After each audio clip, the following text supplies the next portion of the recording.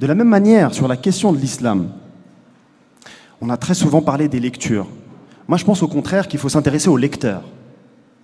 Et les lecteurs, pour reprendre peut-être un titre de votre ouvrage, La thérapie de l'âme, je pense qu'il y a vraiment une approche thérapeutique à avoir. Quand vous avez des populations musulmanes qui ont un certain nombre de précarités, qu'elles soient sociales ou affectives, comment voulez-vous, est-ce que l'on pense encore naïvement qu'en proposant des nouvelles lectures mystiques ou théologiques, on ne va changer les choses? Absolument pas. Moi, je ne le crois pas. Ça va être, dans l'époque consumériste que nous vivons, une lecture supplémentaire que nous allons consommer. Aujourd'hui, ce qu'il faut, c'est s'intéresser au lecteur et la réflexion qu'il mène, c'est-à-dire cette pensée que j'intitule, et j'ouvre les guillemets, la pensée de la citadelle assiégée. On est menacé par l'extérieur.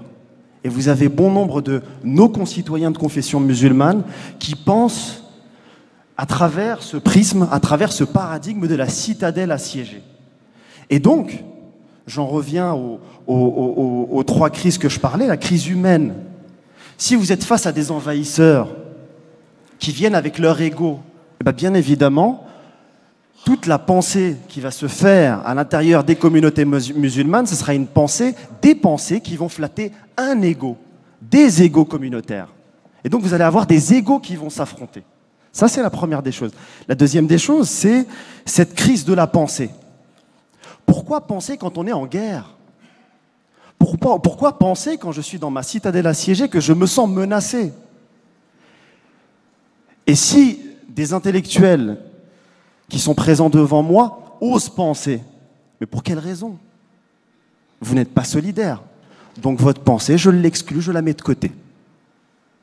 Et on est un peu comme dans la société cubaine il y a quelques années, on offre des bons de ration. Vous voulez de la pensée? Tenez du prêt-à-penser. Vous voulez vous habiller? Tenez du prêt-à-porter.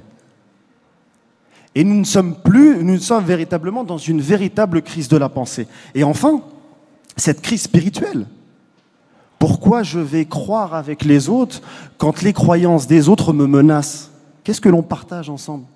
L'autre est forcément quelqu'un qui m'assiège, forcément quelqu'un qui me menace. Pourquoi penser une société commune ou avec d'autres croyances quand je me sens assiégé? Et je pense sincèrement que les musulmans doivent sortir, les lecteurs musulmans des sources de l'islam doivent sortir de cette pensée de la citadelle assiégée.